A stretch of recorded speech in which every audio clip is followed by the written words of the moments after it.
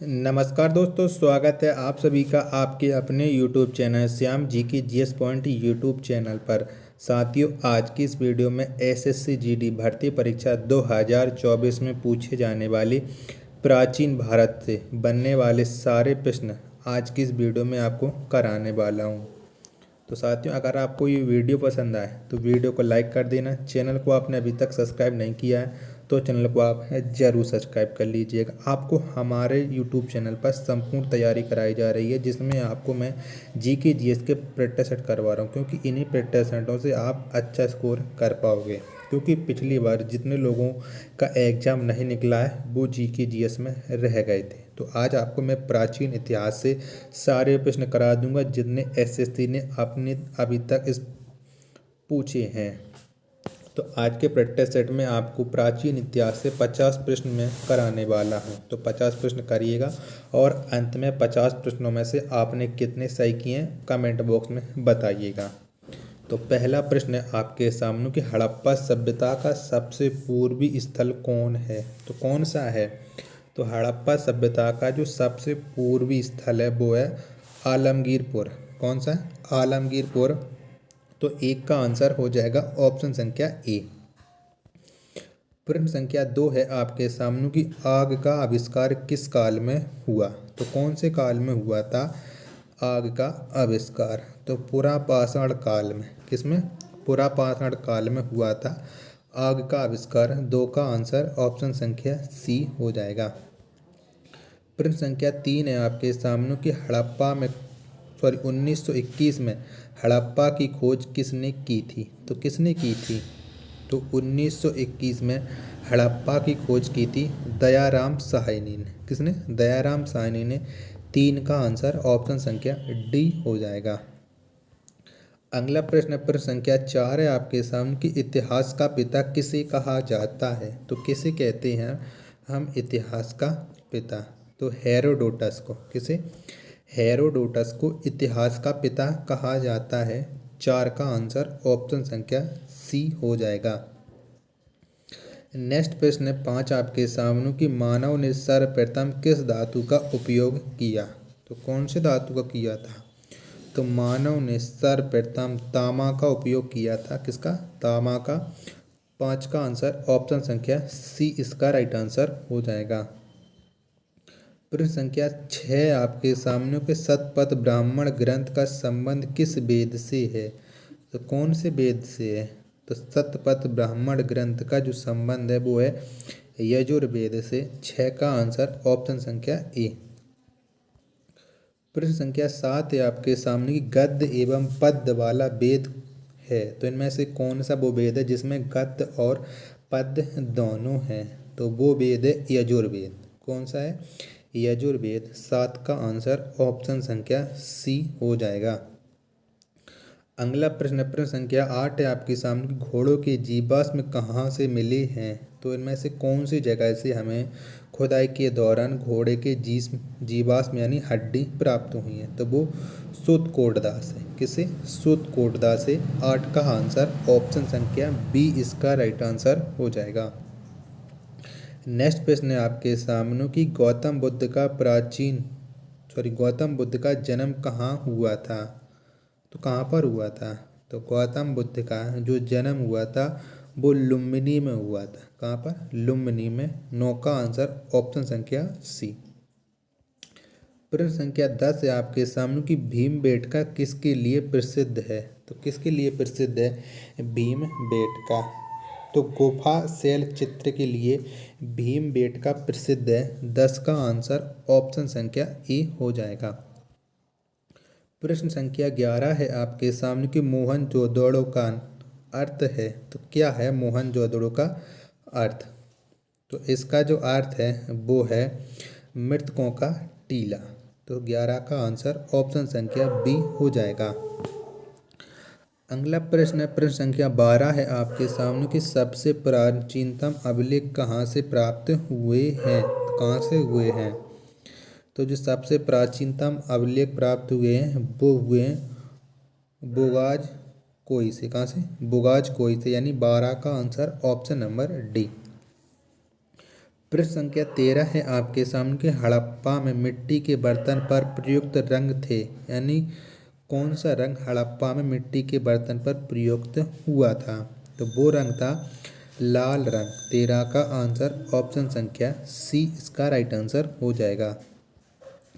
अगला प्रश्न प्रश्न संख्या 14 है आपके सामने कि मानव ने सर्वप्रथम किसे पालतू पशु बनाया या पालतू बनाया। तो मानव ने सर्वप्रथम पालतू बनाया था कुत्ता को। किसे? कुत्ता को। 14 का आंसर ऑप्शन नंबर डी इसका राइट आंसर हो जाएगा।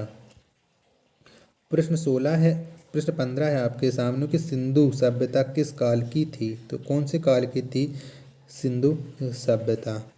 तो ये थी अध ऐतिहासिक काल की सिंधु सभ्यता। 15 का आंसर ऑप्शन संख्या सी। प्रश्न संख्या 16 है आपके सामने कि यज्ञ से संबंधित विधि विधान का वर्णन है। तो किस में वर्णन है यज्ञ से संबंधित विधि विधान का। तो यजुर्वेद में है। 16 का आंसर ऑप्शन नंबर बी इसका राइट आंसर हो जाएगा। प्रश्न संख्या 17 है आपके सामने कि कांस के बर्तक और कांस के बने नर्तकी किस स्थान से मिली है। तो कहाँ से मिली है कांस से बने नर्तकी। तो यह मिली है मोहनजोदड़ो से। 17 का आंसर ऑप्शन नंबर डी हो जाएगा। प्रश्न संख्या 18 है आपके सामने कि पुराणों की कुल संख्या कितनी है। तो कितनी है। तो पुराणों की कुल संख्या ये है 18। 18 का आंसर हो जाएगा ऑप्शन संख्या सी। प्रश्न संख्या 19 है आपके सामने कि मौर्य वंश की जानकारी मिलती है। तो कहाँ से मिलती है मौर्य वंश की जानकारी। तो विष्णु पुराण से मौर्य वंश की जानकारी मिलती है। 19 का आंसर ऑप्शन संख्या ए हो जाएगा। प्रश्न संख्या 20 है आपके सामने कि लोथल किस नदी के किनारे स्थित है। तो कौन सी नदी के किनारे स्थित है लोथल। तो लोथल ये भोगवा नदी के किनारे स्थित है। 20 का आंसर ऑप्शन संख्या बी हो जाएगा। अगला प्रश्न प्रश्न संख्या 21 है आपके सामने कि गायत्री मंत्र के रचनाकार कौन है। तो कौन है गायत्री मंत्र के रचनाकार। तो ये हैं विश्वामित्र गायत्री मंत्र के रचनाकार। 21 का आंसर ऑप्शन संख्या सी हो जाएगा। प्रश्न संख्या 22 है आपके सामने कि निम्नलिखित में से सबसे प्राचीन दर्शन कौन है। तो कौन सा है। तो सबसे प्राचीन दर्शन ये है सांख्य दर्शन। कौन सा सांख्य दर्शन। 22 का आंसर ऑप्शन संख्या सी हो जाएगा। अगला प्रश्न प्रश्न संख्या 23 है आपके सामने कि बुद्ध का प्रथम प्रवचन कहलाता है। तो क्या कहलाता है बुद्ध का प्रथम प्रवचन। तो ये धर्म चक्र प्रवर्तन कहलाता है बुद्ध का प्रथम वचन। 23 का आंसर ऑप्शन संख्या ए हो जाएगा। अगला प्रश्न प्रश्न संख्या 24 है आपके सामने कि वैदिक सभ्यता का कार्यकाल क्या है। तो क्या है वैदिक सभ्यता का कार्यकाल। तो 1500 से लेकर के 600 ईस्वी पूर्व ये वैदिक सभ्यता का कार्यकाल है। 24 का आंसर ऑप्शन नंबर बी हो जाएगा। अगला प्रश्न प्रश्न संख्या 25 है आपके सामने कि ऋग्वैदिक काल में आजीवन अविवाहित रहने वाली महिलाओं को क्या कहा जाता था। तो क्या कहते थे। तो ऋग्वैदिक काल में आजीवन अविवाहित रहने वाली महिलाओं को कहते थे अमाजु। क्या अमाजु। 25 का आंसर ऑप्शन नंबर बी। अगला प्रश्न प्रश्न संख्या 26 है आपके सामने कि सिंधु सभ्यता की लिपि किस प्रकार की थी। तो कैसी थी सिंधु सभ्यता की लिपि। तो भाव चित्रात्मक थी। 26 का आंसर ऑप्शन संख्या सी। प्रश्न 27 है आपके सामने कि आर्यों का मूल निवास स्थान कहाँ पर था। तो कहाँ पर था।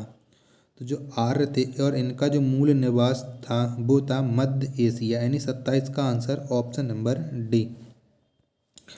प्रश्न संख्या 28 है आपके सामने कि ऋग्वेद में गंगा नदी का उल्लेख हुआ है। तो कितनी बार हुआ है ऋग्वेद में गंगा नदी का उल्लेख। तो एक बार हुआ है। कितनी बार एक बार हुआ है।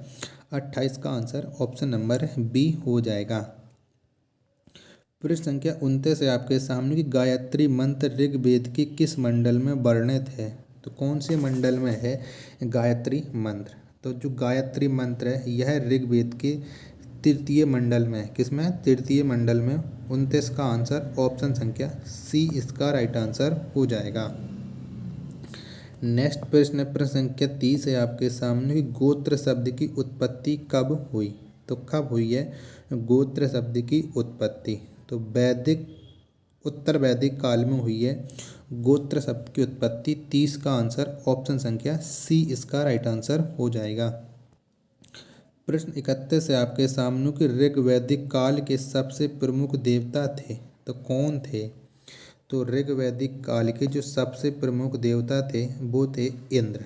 कौन सा थे? इंद्र थे। 31 का आंसर ऑप्शन नंबर डी। प्रश्न 32 है आपके सामने कि सबसे प्राचीन वेद कौन सा है? तो इनमें से कौन सा है सबसे प्राचीन वेद? चारों ऑप्शन आपकी स्क्रीन पर शो हो रहे हैं। तो सबसे प्राचीन जो वेद है वो है ऋग्वेद। 32 का आंसर ऑप्शन नंबर ए। अगला प्रश्न प्रश्न संख्या 33 है आपके सामने कि हड़प्पा से संबंधित स्थल चंदहूड़ो स्थित है। तो कहाँ पर स्थित है यह?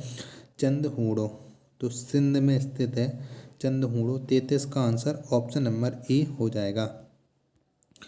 प्रश्न संख्या 34 है आपके सामने कि सत्यमेव जयते किस उपनिषद से लिया गया है? तो कौन से उपनिषद से लिया गया है सत्यमेव जयते को? तो इसे मुंडकोपनिषद से लिया गया है। 34 का आंसर ऑप्शन नंबर बी हो जाएगा। अगला प्रश्न प्रश्न संख्या 35 है आपके सामने कि उपनिषदों की कुल संख्या कितनी है? तो कितनी है? तो उपनिषदों की जो कुल संख्या है वो है 108। कितनी है? 108। 35 का आंसर ऑप्शन संख्या सी हो जाएगा।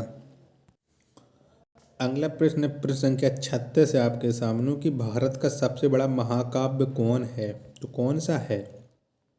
तो भारत का जो सबसे बड़ा महाकाव्य है वो है महाभारत। 36 का answer option number D. Next प्रश्न है आपके सामने कि सिंधु सभ्यता का पत्तन नगर था, यानी सिंधु सभ्यता का बंदरगाह था, तो कहाँ पर था? तो सिंधु सभ्यता का जो बंदरगाह था वो था लोथल में। 37 का आंसर ऑप्शन नंबर डी। अगला प्रश्न प्रश्न संख्या 38 है आपके सामने कि हड़प्पा सभ्यता की समाज शैली थी, तो कैसी थी हड़प्पा सभ्यता की समाज शैली? तो मात्र सत्तात्मक थी हड़प्पा सभ्यता की समाज शैली। 38 का आंसर ऑप्शन नंबर ए। प्रश्न 39 है आपके सामने कि R37 कब्रिस्तान कहाँ से मिले हैं? तो कहाँ से मिले हैं? तो यह मिले हैं हड़प्पा से। 39 का आंसर ऑप्शन संख्या डी हो जाएगा। नेक्स्ट प्रश्न है आपके सामने 40 की ऋग्वेद में सूक्तों की कुल संख्या कितनी है? तो कितने हैं ऋग्वेद में सूक्त? तो 1028 हैं ऋग्वेद में सूक्त। 40 का आंसर ऑप्शन नंबर ए हो जाएगा। प्रश्न संख्या 41 है आपके सामने कि प्रथम विधि निर्माता कौन है? तो कौन है प्रथम विधि निर्माता? तो ये हैं मनु। कौन? मनु है प्रथम विधि निर्माता। 41 का आंसर ऑप्शन नंबर बी हो जाएगा। प्रश्न 42 है आपके सामने कि गौतम बुद्ध के प्रथम गुरु कौन थे? तो कौन थे? तो गौतम बुद्ध के जो प्रथम गुरु थे वो थे मनु प्रभु सागर। कौन थे? प्रभु सागर। नहीं सॉरी, माफ़ी चाहता हूँ। गौतम बुद्ध के जो प्रथम गुरु थे वो थे अलार कलाम थे। 42 का आंसर ऑप्शन नंबर ए हो जाएगा। प्रश्न संख्या 43 है आपके सामने कि हड़प्पा के लोग किस धातु से अनभिज्ञ थे, यानी वो कौन सी धातु को नहीं पहचानते थे या नहीं जानते थे? तो हड़प्पा सभ्यता के जो लोग थे वो लोहा से अनभिज्ञ थे। 43 का आंसर ऑप्शन नंबर डी हो जाएगा। प्रश्न संख्या 44 है आपके सामने कि बुद्ध ने अपना प्रथम उपदेश कहाँ पर दिया था? तो कहाँ पर दिया था? तो बुद्ध ने अपना जो प्रथम उपदेश दिया था वो सारनाथ में दिया था। 44 का आंसर ऑप्शन संख्या सी हो जाएगा। प्रश्न 45 है आपके सामने कि भारत की प्रथम कानून की पुस्तक है, तो कौन सी है?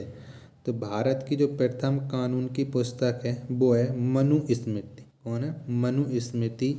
45 का आंसर ऑप्शन नंबर डी हो जाएगा। प्रश्न संख्या 46 है आपके सामने कि महात्मा बुद्ध का महापरिनिर्वाण कहाँ हुआ था। तो कहाँ पर हुआ था। तो महात्मा बुद्ध का महापरिनिर्वाण ये कुशीनगर में हुआ था। 46 का आंसर ऑप्शन संख्या सी हो जाएगा। लास्ट प्रश्न है आज के इस प्रैक्टिस सेट का कि महाभारत का फारसी अनुवाद किसने किया था। तो किसने किया था महाभारत का फारसी में अनुवाद। तो बदायूं ने किया था महाभारत का फारसी में अनुवाद। 47 का ऑप्शन नंबर बी इसका राइट आंसर हो जाएगा। तो प्यारे साथियों, अगर आपको ये प्रैक्टिस सेट पसंद आया हो तो वीडियो को आप लाइक कर दीजिएगा। चैनल को आपने अभी तक सब्सक्राइब नहीं किया होगा तो चैनल को आप जरूर सब्सक्राइब कर लीजिएगा। मिलते हैं पर नेक्स्ट प्रैक्टिस सेट में, तब तक के लिए धन्यवाद। जय हिंद।